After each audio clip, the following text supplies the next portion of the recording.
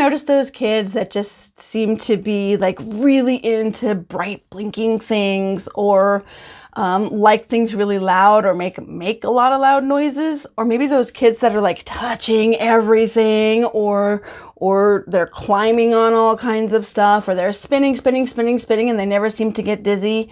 Those kids have a big sensory cup, and whatever that sense is, those are sensory seekers. So those kids that maybe have a lower tolerance, they're hyposensitive, they're less sensitive than most children, they are seeking those experiences, that input. So those are sensory seekers. They are going to be doing things in that one particular sense more than the others.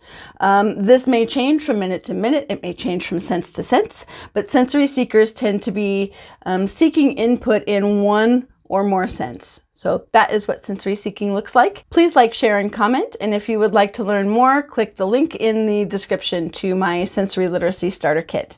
My name is Shana Bender of Sense Mindful Integration, and please remember to mind your senses.